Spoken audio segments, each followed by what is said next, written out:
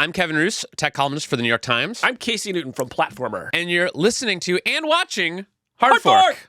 We have to probably change that, huh, now? Oh, yeah, because it can't just be you're listening to Hard Fork. Yeah. You're consuming Hard Fork. You are platform agnostically making your way through the Hard Fork media product. You are experiencing Hard Fork.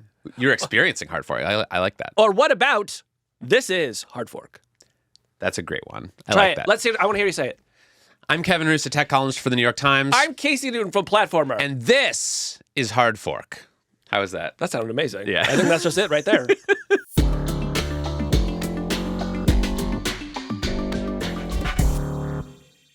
This week, for the video debut of our show on YouTube, a major new lawsuit against Meta claims that social media is addictive and harmful to teens. In this country, parents get mad as hell if you market something to their kids that turns out to have harmful effects on them. Then, YouTube legend Marques Brownlee, aka MKBHD, joins the show to give us video tips and share his thoughts on future tech. The best thing that never happened to me was some video like going mega viral. And finally, Dall E 3 is here. We'll look at how quickly AI image generators are evolving. This is also an incredibly hot dad. Yeah, that's a hot dad. Yeah, so there's so many hot dads. A zaddy? Is that what you'd call that? It's giving zaddy, okay? So this is our first ever full YouTube episode. We've been talking about making a YouTube show since we started the podcast. Yeah, I mean, the number of emails that we get demanding to sort of see us in living color was through the roof, and we're so excited that now we actually get to do it. Yeah, so this is our first YouTube episode. Very excited. Basically, how this is going to work is we're going to put out the podcast on Fridays, as we usually do, and then a day later on Saturdays, the YouTube version will come out, and it will be essentially the same show. So if you listen to the podcast, you don't also have to watch the video. Although if you do, we will award you extra points. Don't do that. Don't do that. Life is too short. Well, I mean, look, different people lead different lives. There are some people who are going to sort of want to listen as they normally do, and then they'll wake up on Saturday morning and they'll have a coffee and they'll want to sort of revisit their favorite moments from the previous day's episode. That's true. My kid does like to rewatch like Coco Melon episodes. So yeah, we similar could be thing. the Frozen of the podcast universe. Children going nuts for us. So on Tuesday of this week, Meta was sued by more than 36 attorneys general representing various states. And I want to talk about this lawsuit, and I think we should focus on the main lawsuit. There were actually a couple lawsuits filed. It's a little confusing, but basically the main one that was filed in federal court was led by California and Colorado. That's the one that I read and that I think we should talk about. So this is already being compared to kind of the lawsuits that states filed against big tobacco companies, big pharma companies, and basically what these AGs are. Is it AGs or ASG? I believe it is AGs. Okay. Which is counterintuitive because it kind of there's an argument that it should be ASG. It should be ASG. It should be ASG. Yeah, you know what? We can have our own house style around here. If you want to say ASG, that's fine with me. That's right. Okay. So all these ASG allege that Meta had this kind of long-running multi-part scheme to keep kids hooked to their products and services. And this sort of comes out of a wave of state attempts to legislate and regulate tech companies, especially when it comes to children and teenagers. So let's just break down this lawsuit a little bit because it is kind of complicated. Yeah. I would say that there are kind of two buckets of complaints. The first and much larger bucket is absolutely modeled on the lawsuits that we saw against big tobacco and big pharma, and those lawsuits were ultimately successful, right? And so I think that's why they're being used as a model here. One of the things that all those lawsuits have in common is this accusation of addictive design, right? That these were intentionally designed to be addictive.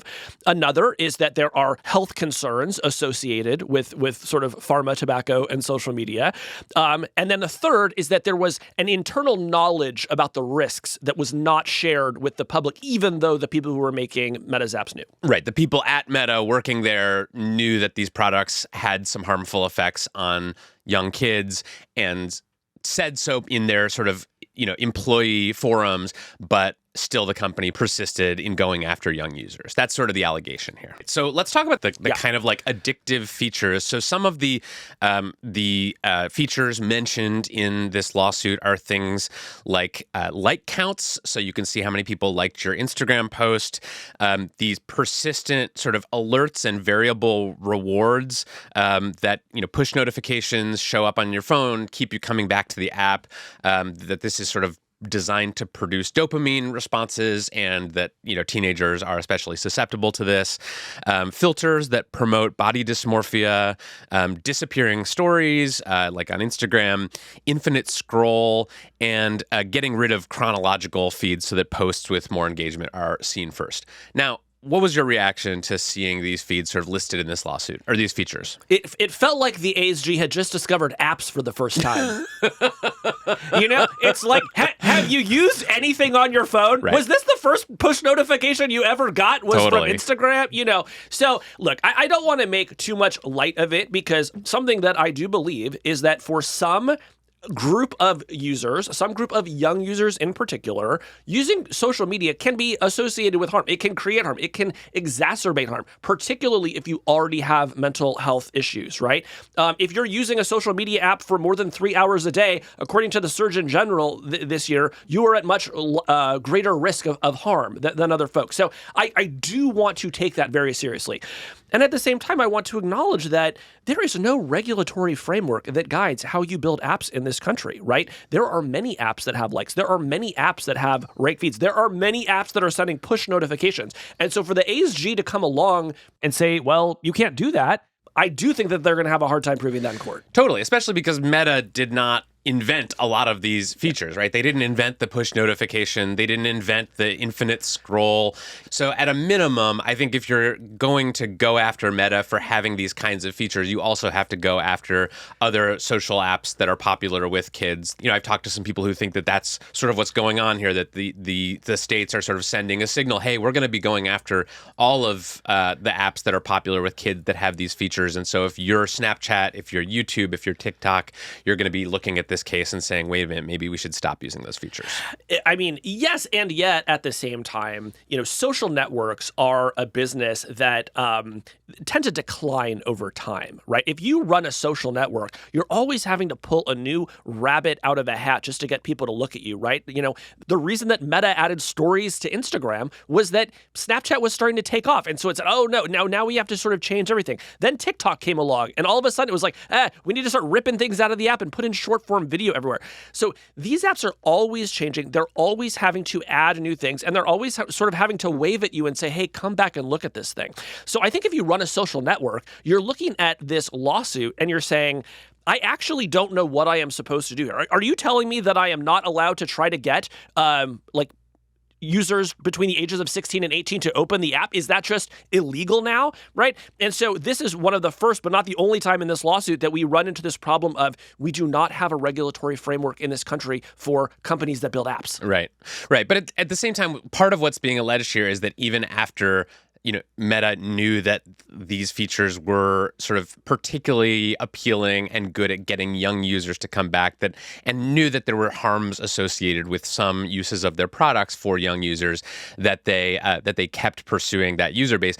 And I think that's not unique to them. Every tech company wants to have young users, because young users are going to be on your app a lot. They tend to sort of drive culture and influence other users. They also buy things, so it's a very coveted demographic.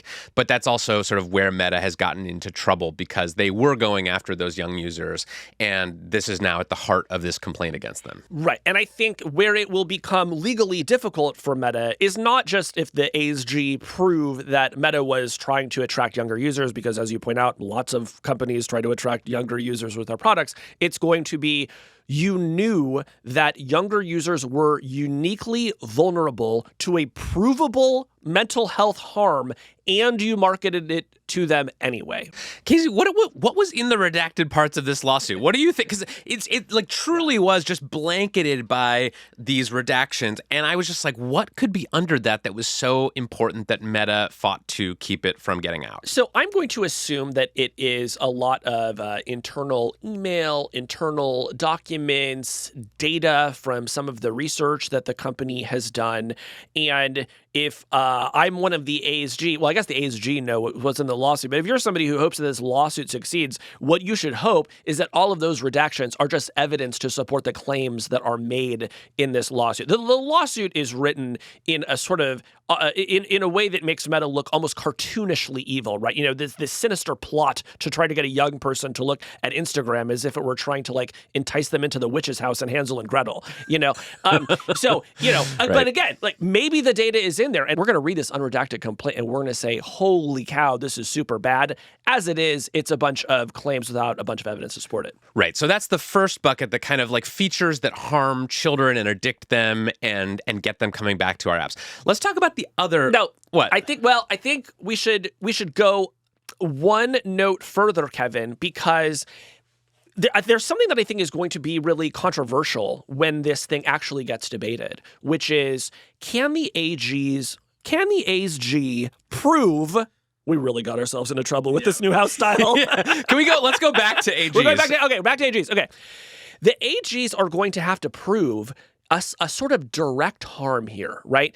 If you're an AG prosecuting a tobacco company, you had really amazing evidence that smoking caused lung cancer, right?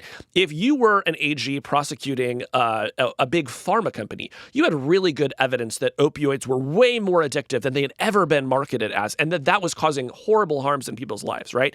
If you want to prove that, like, Instagram as is currently built is a primary driver of the mental health crisis among teenagers in this country, which is a real mental health crisis, you just have a lot more work to do, okay? That is not something that there is a lot of consensus on among even the people who spend the most time researching this subject, which again is not to say that some people do not experience harms, because they clearly do.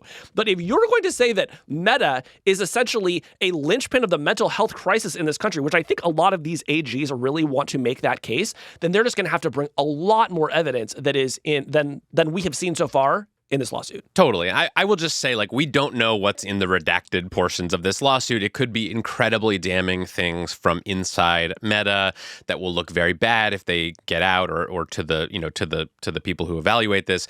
But I will say, I think that there is a perception of harm thing here that really does have a lot of power. I just watched the Netflix documentary about Juul. Have you seen this yet? Juul, the folk singer? No, Juul, the yes, vaping of course. device. Yeah, of course. Beloved by teens. Mm-hmm, yeah. So this documentary, it's a great documentary. It's called Big Vape.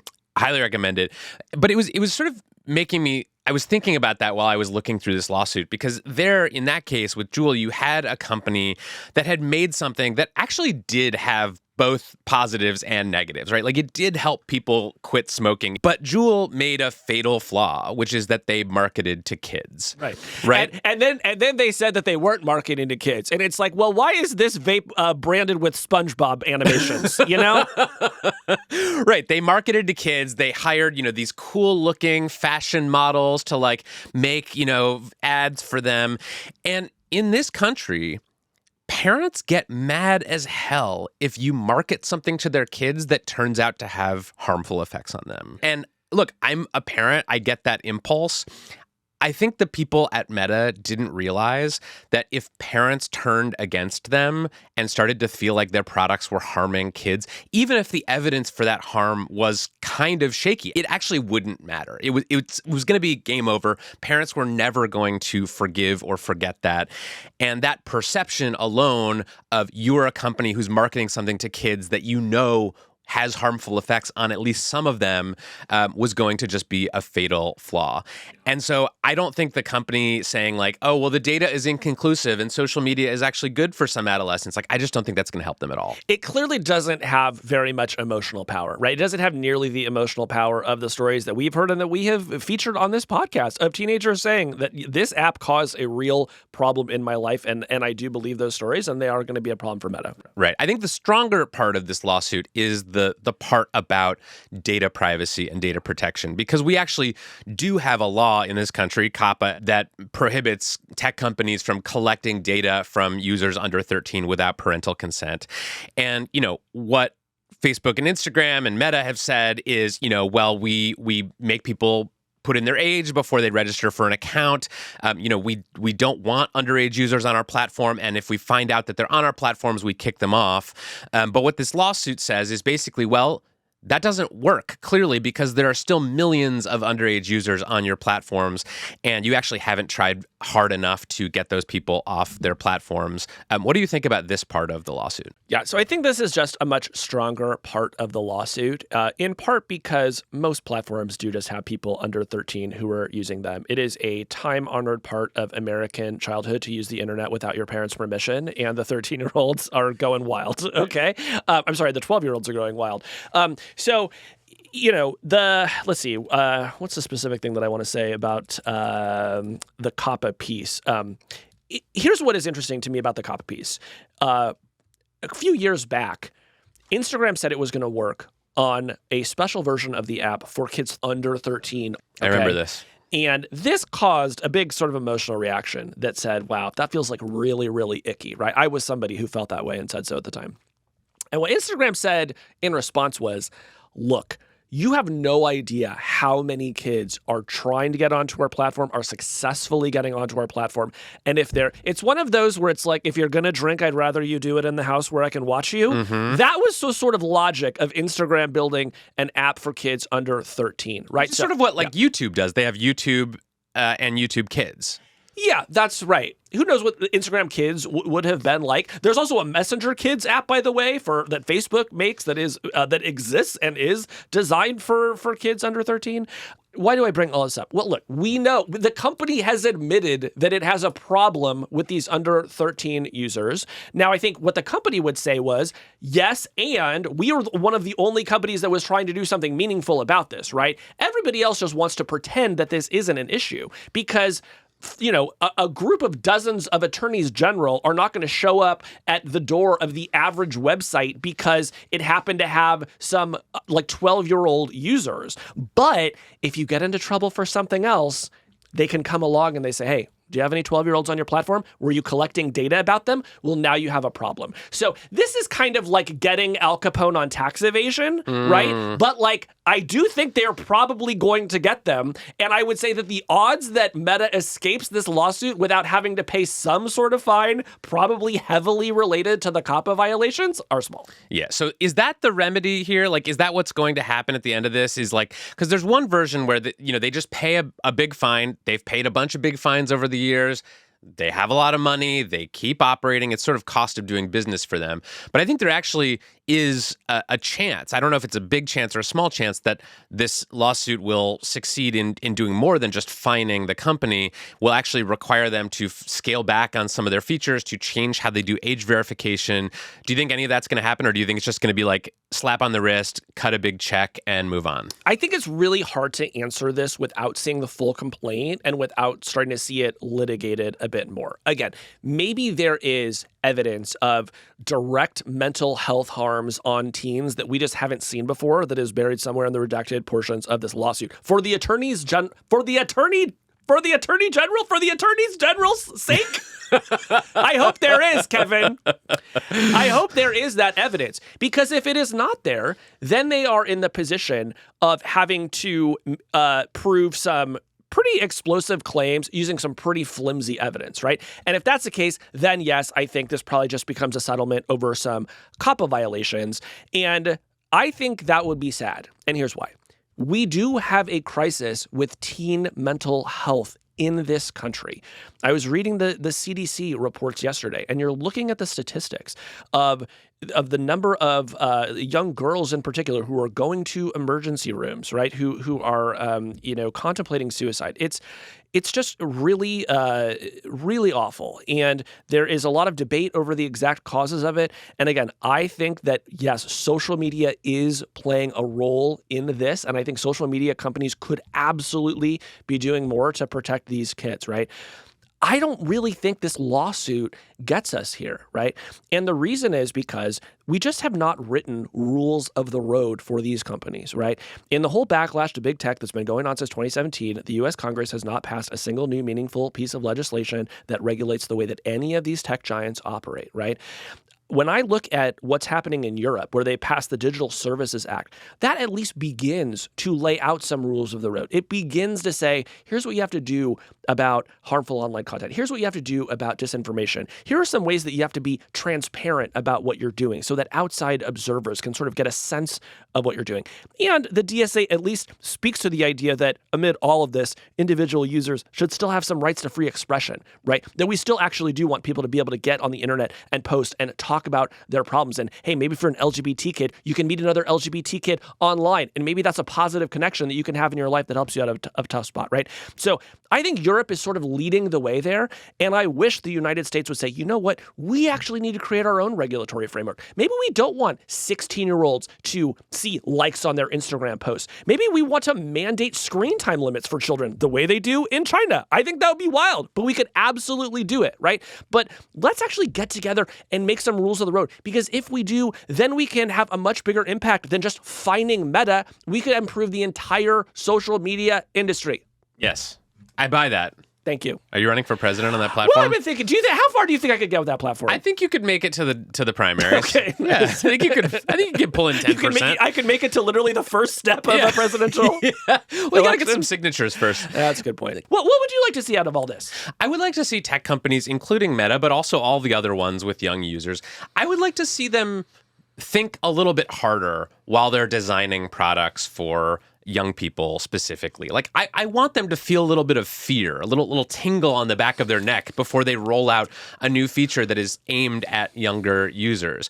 Not because I don't think young people should be allowed on the internet or they should have a vastly, a different experience than adults, but just because I want them to be taking that extra sort of burden of care on, and I want them to be sort of a little scared of what violations they might be committing by putting more addictive features in the app aimed at kids. Yeah, I think that makes a lot of sense. I think it'd be interesting to imagine what cable television and what broadcast television would look like in a world where the Federal Communications Commission didn't exist, right? And where it hadn't laid out what you're allowed to show. There are rules around, educational programming and what times of day certain things can air and what kinds of content are allowed to be shown at certain times of day. And the nice thing about that is we don't have to rely on ABC and CBS doing the right thing. We don't have to rely on there being a lot of strong voices for safety inside NBC Universal. We just know that the FCC is looking over their shoulder. So it would be great to see something like that on social media. Totally. All right, let's move on. Yeah.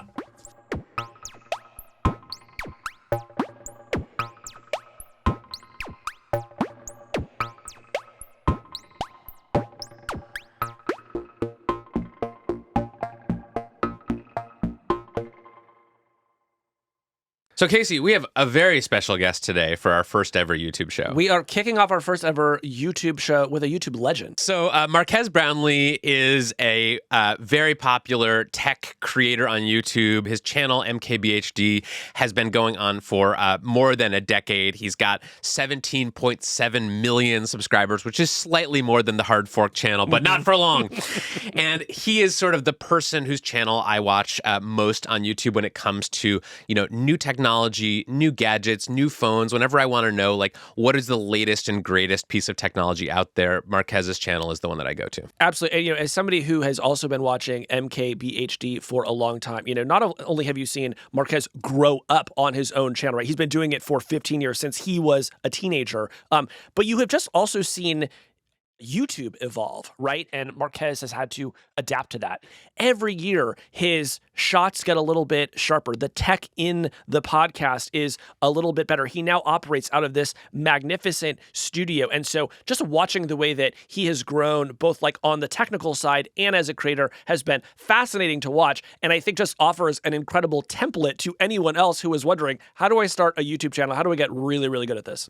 And he has become a legitimately big deal in the world of tech. Yes. He's now sort of, the success of his YouTube channel has kind of made him a celebrity among tech companies and tech leaders. You know, he's interviewed Elon Musk and Sundar Pichai, and I think it's just like it's a great way to start our YouTube channel by talking to the person who I would say represents sort of the pinnacle of what tech journalism can be on YouTube. Yeah, it's great to start a new project with somebody who is so successful. You just know you'll never get anywhere near that level, and just sort of really sort of misalign those expectations. Hey, Marques. Hey, How's it going? I'm immediately struck by how much cooler your studio looks than ours. it's true.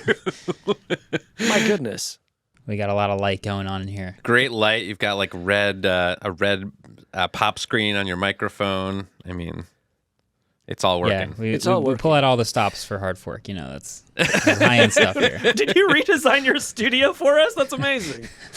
So this is our first ever YouTube episode, and if you were directing us in our channel, how would you give us any notes? Are we? How's our background? How are we looking? I think we're looking pretty good. I like to just jump right in. I feel like if you're a viewer, you know, you usually skip the sort of intro shenanigans a little bit, just get right in. So like I think that sort of clipping right to the action, that's what you want to do, you know? I will say, one of my favorite things people do on YouTube is when they put in the little chapter marks and they say, this is the introduction, and I say, perfect, now I don't have to watch that, and you can go right to where it gets into it. And that's the biggest spike. Yeah. Well, it's like if you're watching a video about how to roast a chicken and there's a 3-minute introduction, I don't actually need to watch that, you know? That's true. Yeah. So, all right, let's skip to the action Let's then. get to the action. So, one of the reasons we were excited to talk to you is because you've seen YouTube through almost every iteration. I went back and watched some of your first videos that you posted about 15 years ago when you were reviewing things like HP Media Center remotes. I think you were like 15 at the time. All right, welcome to my first video. Bought a new laptop, and it's an HP Pavilion DV7T.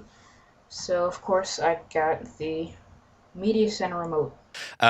So talk to us about the sort of earliest part of your YouTube career. What was YouTube like back then, and sort of what made you excited about posting videos on the platform?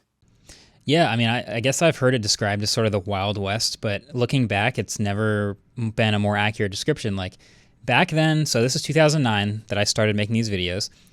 It was truly nobody's job. There was nobody who was a professional. That wasn't a thing back in these days. So it was really just like anyone who wanted to do something could just decide to do it. My, process for making my first tech video was I was in high school and I had to buy a laptop, and so I'd like watched every other YouTube video in the world on that laptop just because it's my allowance money. I might as well do the research. And so I got the laptop, and then I guess I found a couple features and a couple things about it that I didn't see in those other YouTube videos. And so the natural response for me, a kid who had watched a bunch of YouTube videos, was, oh, I guess I'll just make a YouTube video so that someone else who buys it knows. And so that's what I did. I just turned the webcam on and just like started with the Media Center remote that nobody had told me about in the others. But it was just kind of a fun thing to do when I got home from school instead of homework. And I had about 390 videos before I had 12,000 subscribers, and I hit my first 1 million video views. So YouTube started expanding. The partner program started sharing ad revenue with creators around the time that your channel really started to blow up. And I've heard from other creators that moment was sort of a big shift in the platform, where suddenly people started to take seriously the possibility that they could actually make a living doing YouTube videos, that it wasn't just sort of a fun thing, it wasn't a hobby, it could actually be a career.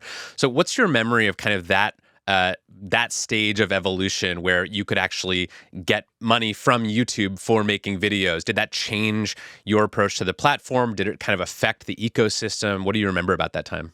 Yeah, there's a lot to that moment in YouTube history. I think for myself, I didn't really see it as that much of a difference. My channel was growing, yes, but it was like the difference between $0 and $7 at the end of the month. So it was like, it's neat, but it's not a job or anything like that. I'm not telling my parents, like, this is it. What I always like to say is the best thing that never happened to me was some video like going mega viral. Because I think with a lot of YouTube channels, they do their thing for a little while, and then something pops off and gets 100x their normal views.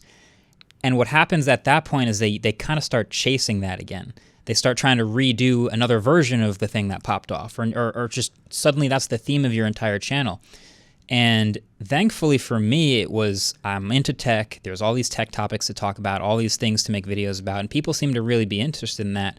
So the growth was very steady and very organic the entire time. Right. All right. So, Kevin, the first thing that I'm learning from this is we cannot do a crazy viral video. Okay. We cannot just go. If the worst thing that could happen to us would be like getting 100 million views. Yeah. Please don't view our videos 100 million Yes, times. do That would not be share this terrible. video with your friends. Yeah, we would really hate that. Yeah. But I think that you've touched on something really important, which is I think there are sort of two approaches you can take to a platform like YouTube. You can approach it as kind of an art or a science, right? And you'll hear people talking. You know, I remember hearing Mr. Beast talking about how he'll try 500 thumbnails for one video and really like see the results of the tests and which one gets clicked more and then use that one, or changing titles of videos. There are people who really approach this as an optimization problem. And it sounds like you don't see it that way. I'd say I've come around on the benefits of optimization, but it's not the primary thing. So I think, you know, if you just look at a normal tech video, like what are people watching it for? I'm here for the information. I'm here to know if I should buy the thing or not. So my primary objectives are still to satisfy those tenets of a good video. But if you ignore the rest, which I probably did for a little too long, things like a really good title or a really good retention strategy or a really good thumbnail. If you ignore those things, you are missing out at least a little bit. So yeah, over the past few years on YouTube, I've thought a lot more about such optimizations, I guess I would say. So I used to literally just pick a thumbnail from the timeline of the Final Cut Pro thing as it was uploading. Like I didn't really think too hard about the thumbnail strategy. Right. But I think if you talk to YouTubers now, it's kind of flipped on its head. It's like I think about a title and a thumbnail and then make the video. So I'm kind of mixing that. I think it's fun to play with like how you optimize what you've already made versus how you optimize your whole channel and start to make things for that optimization. Everyone's going to be in a different place on that spectrum. You talk about Mr. Beast, he's on the extreme end. So I've had to think about that a little more, definitely, just to make sure we're getting our stuff out there. Marques, one thing that I have heard from YouTube creators over the years of reporting on this platform is that when you're a big YouTuber with a big channel, you really sort of feel what you could call like the YouTube meta changing, like what kinds of videos are rewarded, what performs well, what the algorithm is doing. Like big creators, I think, have like a really innate sense of that. I remember interviewing PewDiePie a few years ago, and he was sort of telling me about this time where it was like edgy videos were being really rewarded. So everyone was kind of chasing like edgy humor and edgy memes and like sort of trying to figure out where the edge was. And then YouTube changed the meta, and suddenly it wasn't good to be edgy. You weren't going to make as much money or get as many views. And it sort of felt like describing kind of, like riding this sort of wave that just keeps shifting underneath you and having to be really attentive to that. Do you feel that? Like, how much are you thinking about the sort of YouTube meta when you're making videos? And what do you feel like the current meta of YouTube is? Yeah, okay. I'll put it this way. What PewDiePie describes as like edgy videos, I would always try to shift it to trying to explain it with the actual algorithm. And I think what he's actually saying is videos back then that had a lot of engagement that you could get people to comment on or like or dislike a lot relative to the average would be rewarded. And I think over time, YouTube has further and further refined their definition of a good video. You know, back then it was just like, hey, it's got a lot of views, it's got a lot of likes, it's got a lot of comments, it's probably a good video, serve it up. And I think over time they figured out more and more analytics to narrow and define what a good video is for a certain viewer. And so you'll see those waves, as you talked about, like it's not just a lot of likes and dislikes, it's actually maybe more the ratio of likes to dislikes, or maybe it's how early in the video did they comment or engage with it, or maybe it's how long into the video did they wait before engaging, right? So the algorithm continues to evolve over time. And it gets defined in various ways, like, oh, YouTube doesn't like edgy videos anymore. I guess, but it's more just they got better at defining what a good video is. So if you're trying to be a creator getting ahead of the new waves, I would just think of it as trying to get ahead of how will YouTube define a good video. Yeah, it's really interesting. I was talking the other day to this guy who I think is the best video games critic in the world. He has a YouTube channel called Skill Up. His name is Ralph. And I was sort of asking him a similar question about building and growing a YouTube channel. And in particular, how much are you worried about the algorithm, the meta, all that? And Ralph just sort of waved it away. And he just said, honestly, just make good videos, which honestly is exactly what I want to hear, right? And it's like what I want to be true for you, Marques, and like for us is just like sort of show up and do something well. But it also feels a little bit too good to be true. But at the same time, like I am willing to just sort of take it from you that if you make good videos, the audience will show up. Yeah, it feels like, and you can define to yourself like what a good video is, and obviously YouTube will have one definition, yours might be a little bit different, but for a tech channel like mine, for example, I'm trying to provide value, be entertaining, and deliver the truth. Maybe those are my 3 pillars. And if I do all those things, then people will be happy with the video. And ideally, they engage with the video in a way that tells YouTube that it's a good video. So as long as I keep making what I think is a good video, hopefully YouTube also still thinks it's a good video. Well, do we want to maybe shift to start talking about some of the tech that Marques is fascinated with right now? Yes. All right. Let's talk about some tech. So you have reviewed basically every gadget that has mattered over the past 15 years. There's been so much out there, but I feel like the smartphone ecosystem in particular has really been kind of stagnant. Like most advice that I see when a new iPhone or Pixel or Samsung device comes out is like, it's good enough. Like just buy the latest or the second to latest edition of one of these phones. I'm curious, like, do smartphones feel like an exciting space still for you, or are you kind of looking ahead to what kind of device might be next? Well, okay, so smartphones are fun. Because I like a good high-end smartphone, but I also feel like they're clearly mature, at least like the classic slab phone. We do have folding phones, and that's pretty wild, and that's kind of coming up new. But I think the way I think about it with tech is like if you start here and have that like early adoption curve of like tech exploding, early adopters buying in, and then it sort of flattens out and stops improving as much as you'd hoped. Smartphones are like here, like. The iPhone 15 is a little better than the 14, which is a little better than the 13. But we had that explosion at the beginning, which is really, really exciting. And I think every piece of tech is at a different point somewhere on this curve. And we're always trying to figure out what the curve is going to look like for some future tech. I think electric cars were right at the beginning. We clearly have like a lot of interesting first-gen ones, and we're going to get them over the future as they get really, really, really good. I think AR, VR stuff is also pretty classic. I don't know if that's the sequel to smartphones, but we're also in this like early adopter curve part of that. I'm still interested in smartphones because I think they're really, really advanced pieces of tech, but I also am very interested in the things that are in the early part of their curve because they're going to be fun to watch. You put out a video last week talking about mixed reality, this idea that we'll have kind of digital interfaces that just appear on top of our own environment. My theory is on this side of the scale, and on the other side of the sliding scale is smart glasses. And Meta literally is also announcing smart glasses at their event. Maybe that'll come in a headset. Maybe that'll be more like glasses. Maybe it'll be like smart contacts or something like that. What form do you think most people will experience this stuff for the first time in?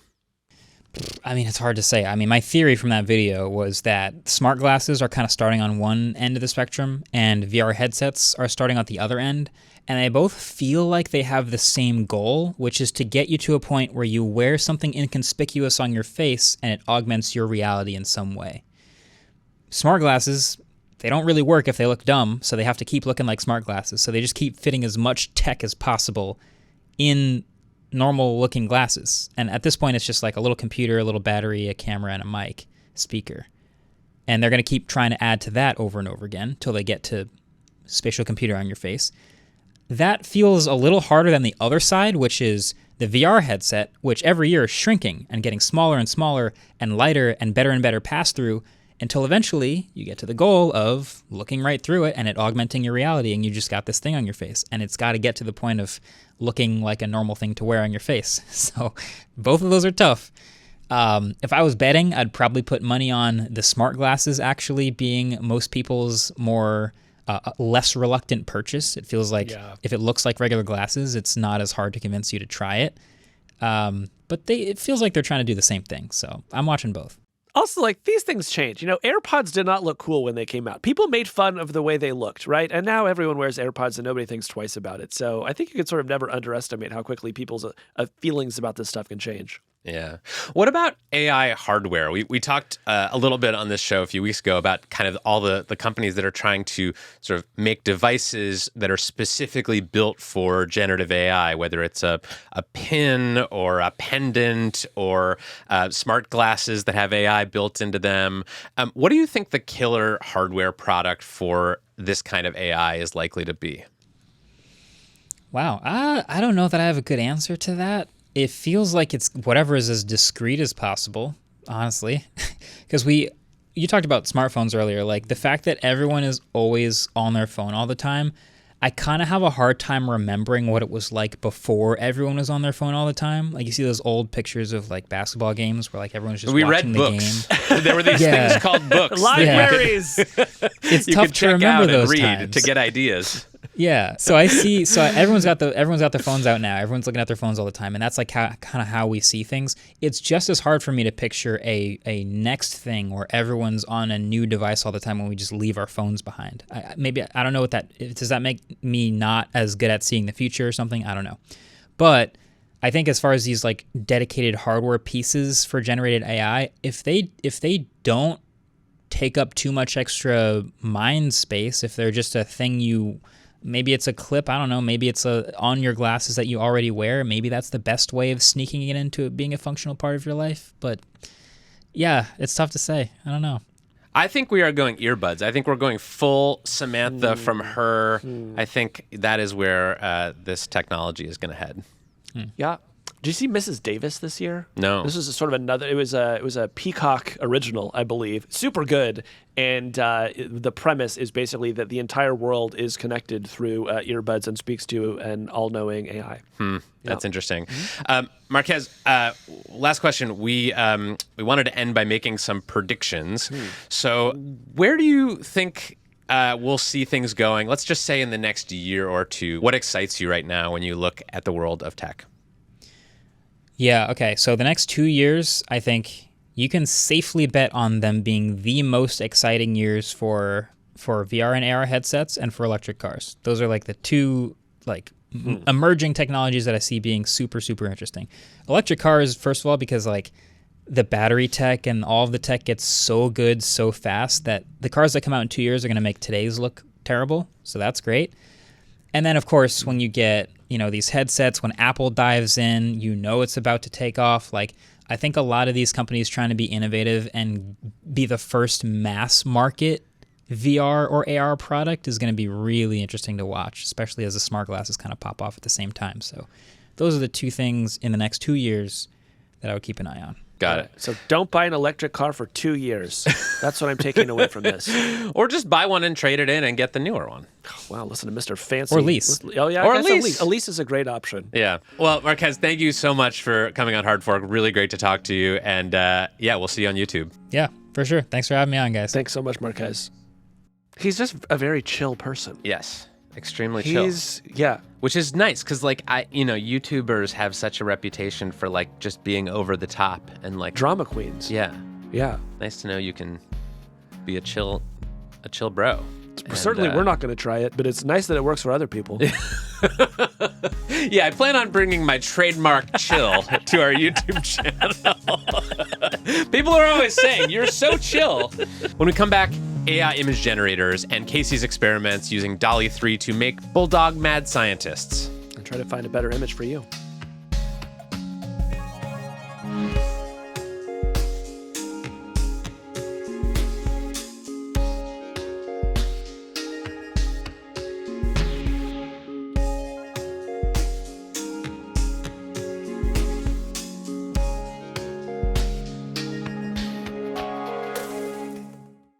So, Casey, when we talk about AI on this show, which we do once or twice, we spend usually most of our time talking about text generators like ChatGPT and Bard, etc. But we have really been sleeping on, I would say, image generators. And we talked about them a little bit last year when, Dall E came out and Stable Diffusion and all these tools. But then I really feel like we didn't hear much. But you recently spent a bunch of time with Dall E 3. Tell me about that. Yeah, so I'm somebody who was very interested in these text-to-image generators right when they came out. They came out before ChatGPT, and to me it just sort of felt like magic. You would type Bulldog in a firefighter costume, and then suddenly it would materialize, and it was just truly delightful to me. I was using Dall E, which is OpenAI's version of this product, but then, as you mentioned, a bunch of other ones came out. There was Stable Diffusion, Midjourney came out. At the same time, though, ChatGPT had also come out. And I thought, well, I got to go figure out that. So I kind of took my eye off the ball. But then Dall E 3 came out, and as you say, I had a chance to spend some time with it, and the pace of improvement there is really something. Yeah, so Dall E 3 is the latest version of OpenAI's image generator. They officially released it last week through ChatGPT Plus. If you pay for ChatGPT or if you're an enterprise customer, you can now use it. Previously, it was available to like a small group of beta testers, and you can also access it on the new Bing. And that's important because the Bing image creator is free. Right. So tell me about some of the experiments that you've been running. Okay. Well, so I guess I should just probably pull up my little Dall E folder here. Let me pull up something I made last year in Dall E 2 that came out last year. And Kevin, can you see this? Yes, this is like a series of looks like monkeys in firefighter outfits. That's right. The prompt for this was a smiling monkey dressed as a firefighter, digital art. And at the time, Dall E 2 would make you 10 images, which it no longer will make you that many. But, you know, I think that these monkeys look pretty good. I think you can notice that the faces are in kind of some somewhat weird shapes. There is some blurriness around the edges here. They all kind of look like slightly melted candle versions of the thing that they are trying to be, yes. Right? Okay. And then last week, I used the same prompt in Dall E 3. One of them looks like almost like photorealistic, Yep. like someone in a person in a monkey costume who's also in a firefighter outfit. One looks like kind of like a 2D cartoon. And yeah, they're just sort of very different visual styles. So what is happening under the hood here? So under the hood, Dall E is rewriting the prompt. So the prompt for this one is photo of a cheerful monkey in firefighter gear, wearing protective boots and holding a firefighter's axe. It's standing next to a fire truck with, and then sort of goes on to describe other things. So you put in just like monkey firefighter. I used the same prompt that I used for Dall E 2. And it sort of used its AI language model to expand on that prompt and like make it into a much more elaborate prompt and then render that prompt rather than the thing that you would actually put in. That's right. And so you just wind up making these much more creative images, and it can be quite fun to see what Dall E combined with ChatGPT is going to make out of your input. That's really interesting because it also, like, I remember when, Midjourney came out and I would go into the Midjourney Discord server and there were all these, like, amateur prompt engineers in there who would just be putting in these very elaborate long prompts with all these like keywords that they had discovered to like make their images look better. So what you're essentially saying is like that doesn't matter much anymore because the program is going to rewrite your prompt to be better anyway. Exactly. And it'll be in a bunch of different styles. Maybe one of them will be photorealistic. The other one will be an illustration from like a style of the 1940s. And it will just kind of throw a bunch of stuff at you. And a benefit of this is it just teaches you about what the model can do. I think AI has a problem with these missing user interfaces where for the most part, they just give you a blank box to type in, and then it's up to you to figure out what it might be able to do. This is one of the first sort of product design decisions that says, oh, we're actually just going to make a bunch of suggestions on your behalf, and that over time will teach you what we can do. Can you say, like, don't adjust my prompt? Can you just say, like, actually render what I put in, or does it always automatically rewrite your prompt to be longer and more elaborate? It by default, it will write a longer prompt if you've written a short one. If you write a longer prompt, it will just show you that. I have had some luck with saying, like, make this exact image, and then it will sort of do less editing. And so, if that's the experience you want, you can have it. I've just been sort of continually delighted by the rewriting it does. In fact, can I just show you some of these images? One of the first images I made last year was like a bulldog mad scientist, and it gave me some like pretty good bulldog mad scientists, but had all the same problems kind of that the monkeys did.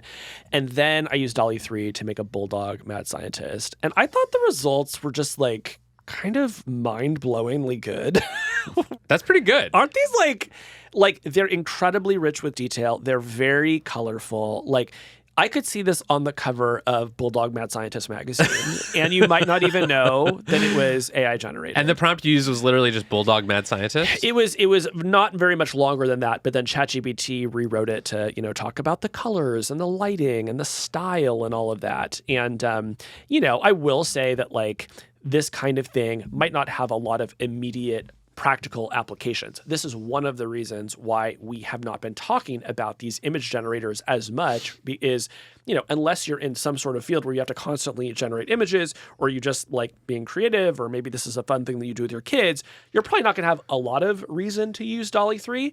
But I think that has blinded us to something, which is that it's very hard to understand the improvement in language models because it's basically just a feeling, right? Why is ChatGPT 3.5 not as good as GPT-4? Well, I don't know. Just use GPT-4 for a little while and you'll know what I mean. Totally. When you use Dall E 3 and you compare it to Dall E 2, you can see the progress that we have made in about 18 months. And it is extraordinary. So my case for use one of these text-to-image generators that has one of the latest models is this will help you begin to understand how fast AI is evolving. That's interesting. I think there's another reason, though, why as cool as Dall E 3 is, it is not really ready to be a professional media creation tool.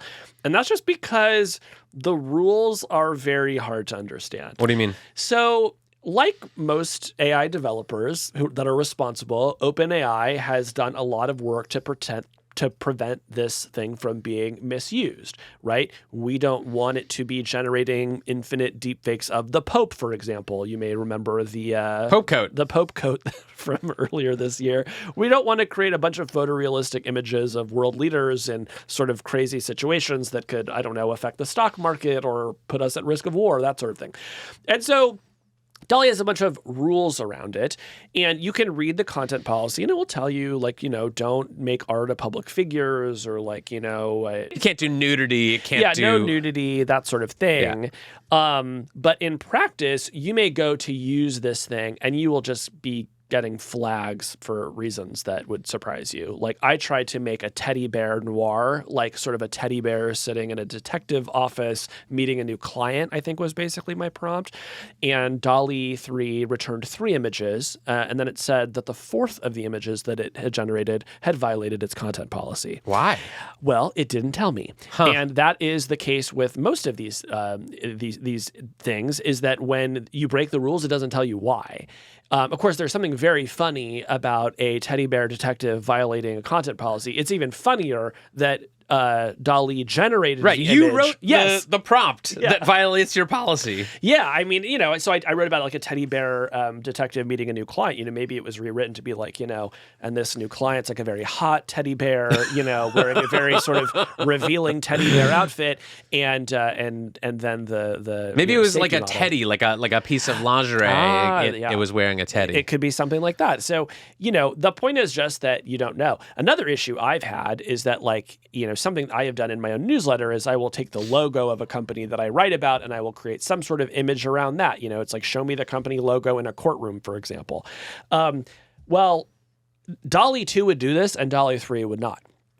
And there are probably some good reasons for that, but on the other hand, I'm like, I feel like these models should enable commentary about public corporations, Now, maybe if people were using it to like mimic the logo in a way that they could commit fraud and abuse, like that would be a problem. But again, if you're just looking to use this for sort of like everyday use, I think you're going to be surprised at how often you run into the censor, which for what it's worth is like not what you expect when you're talking about like a brand new tool. Usually like the safety protections aren't there. We always talk about the Wild West days of new technology. There is kind of not a Wild West, at least with Dall E. It feels actually much more restrictive than I would have guessed. And do you think that's because they're scared of like copyright lawsuits? Like I was envisioning like the Disney Corporation's response. If you're allowed to put Mickey Mouse like in a suggestive pose, they are going to freak out, and that is going to be a huge problem for OpenAI. So do you think that's the kind of threat that they're trying to sort of avert by putting these very strict filters on? I mean, I'm sure that is part of it. We know there's a lot of legal attention on these models already, and like, yeah, you remember the issue that Twitter went through last year when it had all those brand impersonations. If OpenAI triggered some sort of similar thing where people used Dall E to create an image of Eli Lilly saying insulin is free, maybe that causes a major problem for them. So, I don't want to be the person saying like they need to get rid of all of these ridiculous rules. But on the other hand, I do think they need to sort of do a better job educating users about what is allowed. And if I broke a rule, like tell me what it is. Right. Now, for the sort of tests that you've done with Dall E 3, were there other things that struck you as being noticeably different than previous image generators you had used? I mean, one thing is just that everyone on Dall E 3 is really hot. What do you mean? Well, for all of the rules they have against like sexual imagery, if you just try to create like a normal image, you might be shocked at how hot the people are who get returned to you in response. And I should say The Atlantic actually wrote an article about this this week, which is worth reviewing. But, I just put in what I thought was a fairly innocuous prompt this morning: handsome dad barbecuing on the 4th of July in his backyard. Okay. And gave you a picture of me? That's weird. You wish, bro. And Kevin, I would like you to describe this fourth image that Dall E generated. So this is a very ripped, like mega Chad with like an 8-pack and bulging biceps. Shirtless. Grilling what appear to be steaks with, a dog behind him and a picnic table. Yeah. And a tree. Mean, this is like the caliber of like a romance novel cover, yes, right? This like is Fabio on the cover of a romance novel. Yeah. And so there's like this really interesting discussion about how like, why is this the case? And it's, these images do some sort of reversion to the mean. And so it winds up showing you just kind of a lot of like very symmetrical faces. And of course, symmetrical faces are associated with. But that's like, not the mean. This is reversion to the hot. Well, it's something. Yes. So I understand part of it, and then I don't understand part of it. I mean, this dad has a shirt on, but this is also an incredibly hot dad. Yeah, that's a hot dad. Yeah, so there's so many hot dads. A zaddy? Is that what you'd call that? It's giving zaddy, okay? Okay. So, yeah. If you want to make somebody who doesn't look like the most conventionally attractive person in the entire world, you're going to have trouble with Dall E. We need better representation for uggos in AI art. So I have some questions for you about let's this. get into it. So one of them is, do you think that you use AI image generators in your newsletter? Like you use them, I would say, more than most people I know as part of your work. And one of the knocks on AI image generators that you hear is like, this is not actually like making people more creative. It's just replacing labor, right? It's just, it's sort of like a way to avoid having to hire an illustrator or a graphic designer and pay them to make something for you. So do you find when you use AI to generate images for your newsletter, do you find that it is actually improving your creative process and your creative product, or do you think it's just like saving you time and labor and cost? I think the thing that I enjoy about it is the way that it makes me feel creative. I am something of a failed artist. When I was a kid, I would draw my own comic books, and there was just kind of a pretty early point where I just stopped getting better, and I still kind of enjoyed the art, but I just never really got there. All of a sudden, this tool comes along where you can summon a pretty amazing image just by typing in a few keywords, and if you want, you can get creative with the keywords, right? You can sort of become your own little prompt engineer. And as somebody who had always wanted to be good at art but never was, there was something about that I really enjoyed. Now, before I started using this for some of my newsletters, I had other tools. My newsletter is on Substack. Through them, I have a license with Getty Images, so Getty makes sure the creators are getting paid for their images. I also use like free stock image sites, which are just sort of set up for exactly the sort of use that I'm doing. And if these tools, if tools like Dall E were to go away tomorrow, I could just go back to using those and it would be fine. Of course, some people say like, well, why don't you hire an illustrator? I think that's an amazing thing to do. Usually I'm writing on very tight deadlines where I might not know until like noon what I'm writing about, and then my column comes out a few hours later. It's a pretty quick turnaround time to get a good illustration, right? But that's not to say that I could never do it. So I think the discussion here is really good. I think there are some interesting ethical questions around this stuff.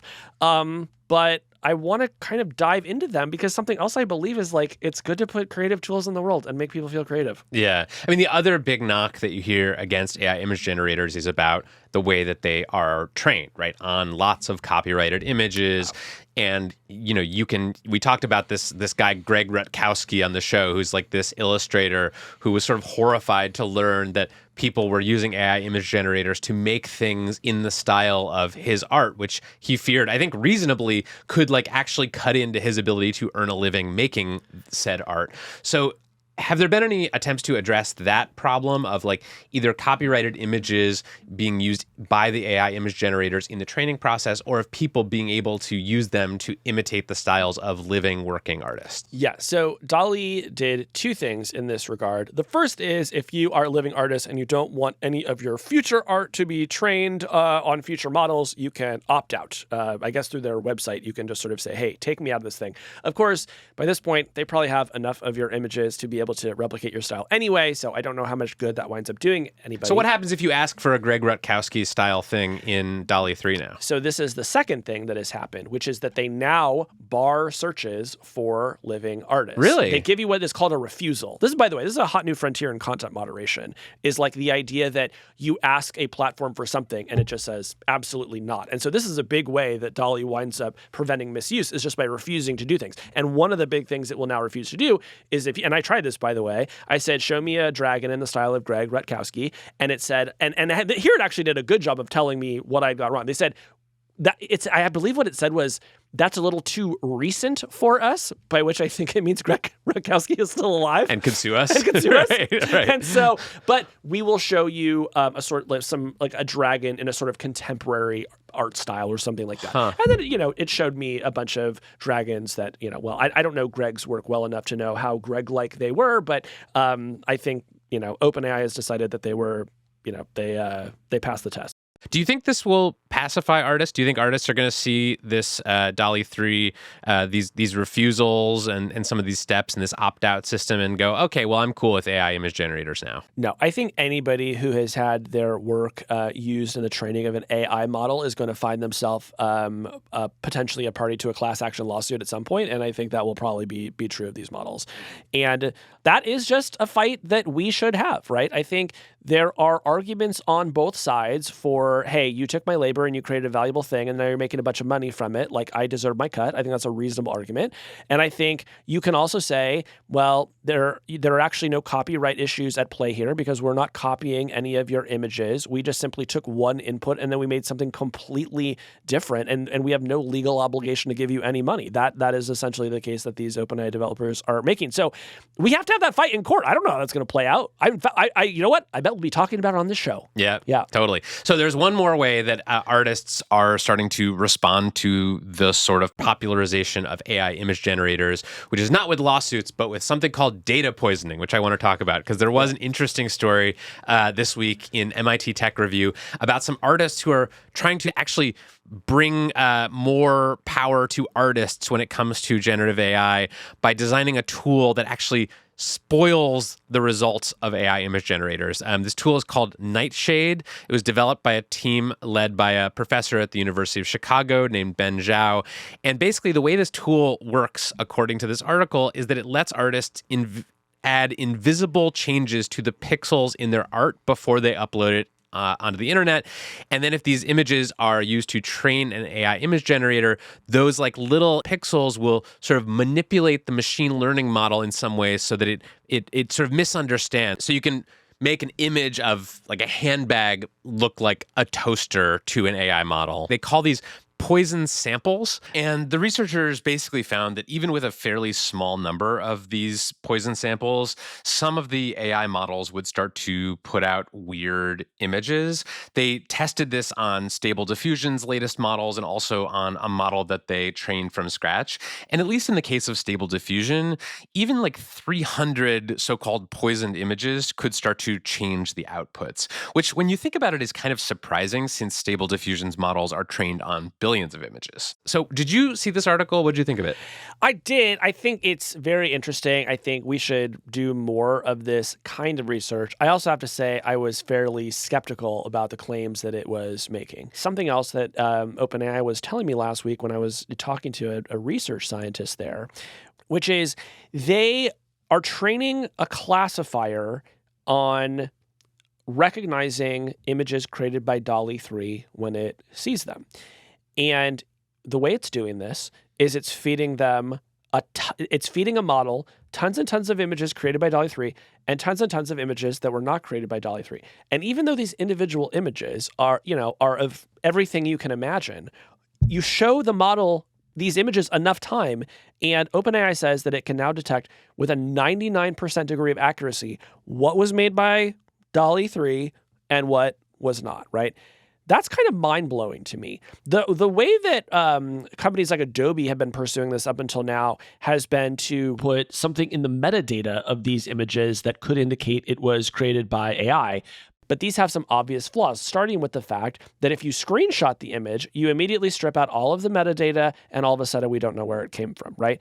So the OpenAI approach seems much more technologically sophisticated, and if it works, maybe it helps us solve this problem where we will just have technology that scans images and say like, oh, I know where that came from.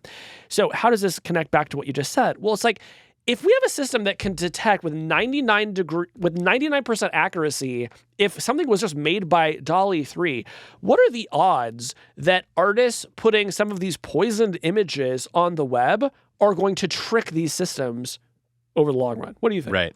Well, I think that there will be this kind of cat and mouse game between the platforms and the users and the artists trying to sort of sabotage the platforms.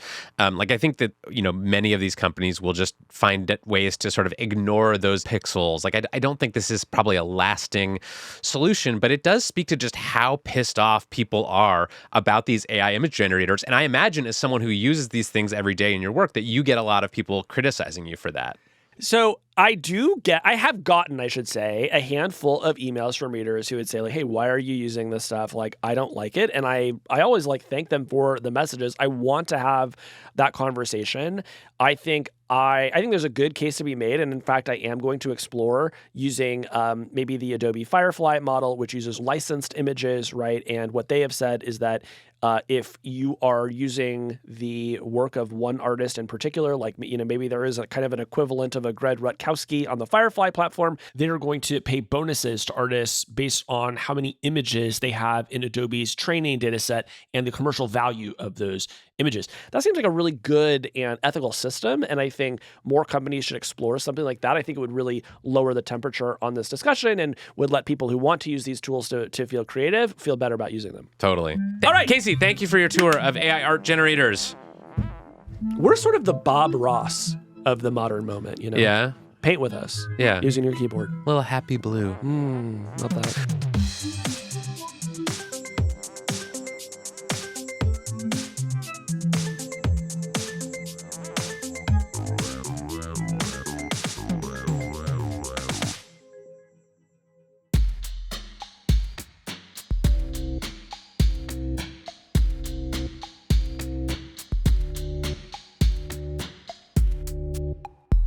Can I just say, I was at a party this weekend and people were just coming up to me, just being like, your show is so good. And I was like, this is crazy that anybody at a party would want to talk about a podcast. Yeah, well. But I will say, fun party. Is it helping you in the dating scene? No, I'm beyond help on that scene. That's